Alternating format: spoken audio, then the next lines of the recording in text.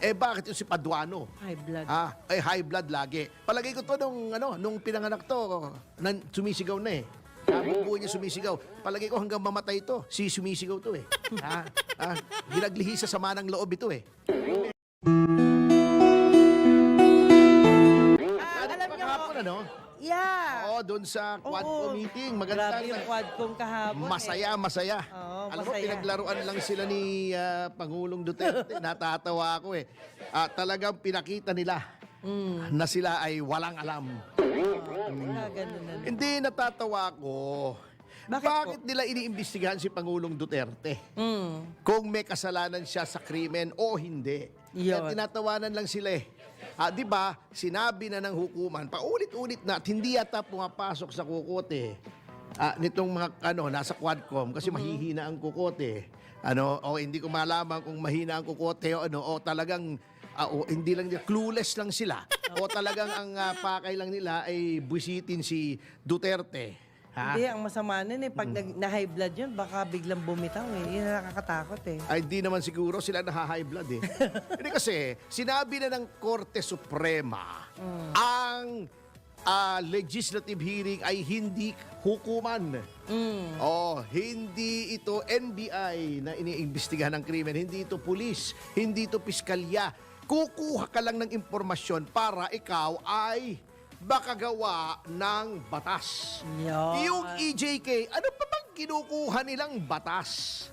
Di ba gumawa na sila? Opo. Di ba? Yung kabubuhang EJK ni Dan Fernandez, ni Akop, di ba? Ni, sino pa ba? Ni Barbers. Sir, Nitong si... huwag kang magbanggit ng pangalan. Alin? Kanila naman talaga yung batas eh. Di ba kiniklaim nila? Ba't ko babanggitin? Di ba nakakiti pa sila dala-dala nila yung batas? Bakit hindi ko babanggitin yung pangalan nila? Proud sila no sa batas nila eh. Hindi nila alam nakakatawa yung batas. Diba? Tagilid nga po Hindi, di ba diniscuss na natin? Opo. Ang pinagbabawal nila ay EJK. Bawal na naman talaga ang EJK eh. Extrajudicial killing, lahat po ng pagpatay na hindi pinag-uutos ng hukuman, extrajudicial killing.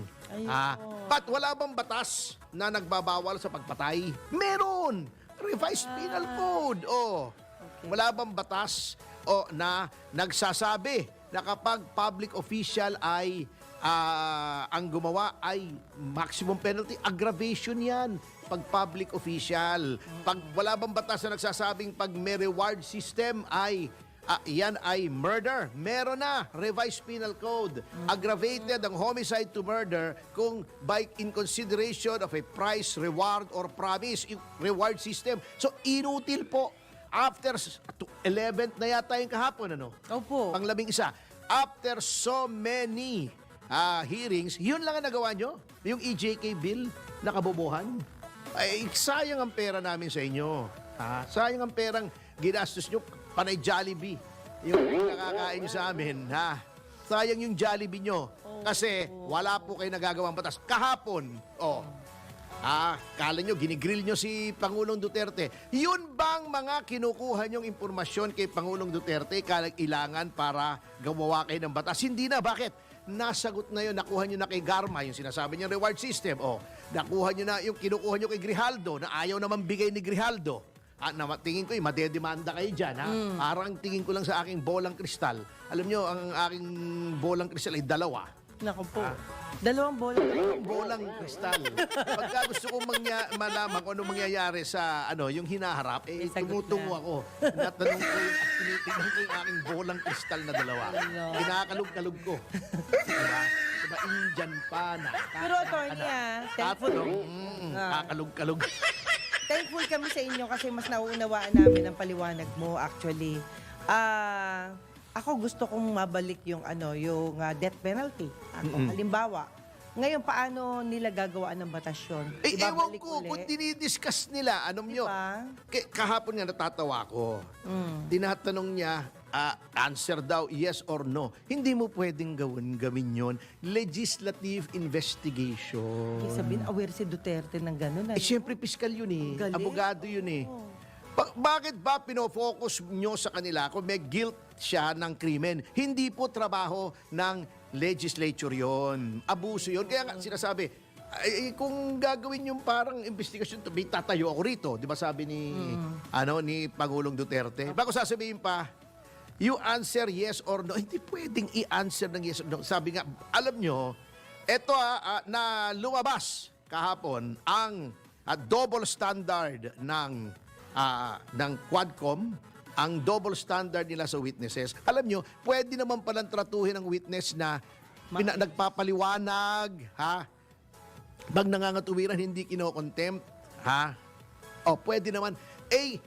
Bakit kay Pangulong Duterte ayos naman ang trato nyo? Ba't sa iba? Dahil kaya nyo. Dahil hindi dating Pangulo.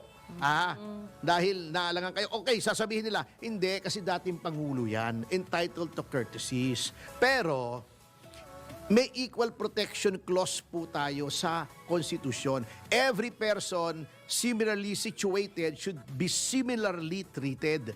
Anong similar situation ni Pangulong Duterte sa ibang mga witnesses? They are all resource persons. Okay. Yeah. So aside from the equal protection clause, meron po specific na nakalagay sa konstitusyon, dapat tinatrato with respect at dignity ang resource person in a legislative hearing. Eto, dating Pangulo, di nyo masigawan. Pwera lang si Paduano. Ako natatawa nga hindi, wag daw, dapat daw kalmado. Bakit yung si Paduano? High blood. High blood lagi. Palagay ko to nung pinanganak to, sumisigaw na buo niya sumisigaw. Palagay ko hanggang mamatay ito, sumisigaw to Ginaglihi sa sama ng loob ito Yung may mga sinasabi noon, pinaglihi sa sama ng loob. Ayun. Ito naman si Abante, irrelevant naman, Legislative inquiry, magko-quote ka ng Pariseo. Pariseo, Ito, di ba pinakita, may Escalade na bulletproof, may AMG, meron yung mamahaling yung hindi ko alam yun Yung motorsiklong 3 gulong na mamahalin, 1.8 million yata yun. Apo. Meron din si Digong noon saka si Pastor Kibuloy. Meron siyang RAV4, di ba? May mga pinapakita siyang niyayabang niya, di ba? Sinasabi niya yung Pariseo, yung let he who is without sin cast the first stone. Ba't wala bang kasalanan si Pastor Abante? Ito ang biblical quote ko para kay Pastor Abante na galing sa daw siya. Mateo. Bishop, oo. Bishop Abante. Di Bishop. Oo. Baka bullship. Hindi po, Bishop naman. Bullship. Ship. Ang sabi ko, bullship Anyway, ito ang biblical quotation ko na sa isang bishop na naka-Escalade at naka-Mercedes na AMG pa Okay, sabi sa Mateo mas mahirap mas madali pang lumusot ang isang camel sa mata ng karayom. Nasa butas ng karayom, kesa ang mayaman ay pumunta sa kaharian ng Diyos. Sino bang mayaman? Di ba mayaman ka, Pastor Abante? Bishop pala, Bishop. Sige, Bishop na nga. Baka kaibigan si Stephen Bishop. Yung So, ibig sabihin pala, attorney, bago sila nagkaroon ng Quadcom, bago sila nagkaroon ng mga investigasyon na ganyan, so, supposedly, alam nila dapat yung mga sinasabi nila, batas nila. Eto naman si Luistro, nakita pa kami kaninang umaga sa show. By chance. Alam mo, etong si Luistro, kung ikaw ay bobo, akala mo matalino. Pero kung ikaw ay matalino, alam mong siya ay bobo. Kino mo, sinasabi niya, inaano niya ng yung elements daw ng extrajudicial confession, iniisa-isa niya. Extrajudicial confession yan kasi voluntary yung pag-amin daw ni Pangulong Duterte na siya ay pumatay. Voluntary.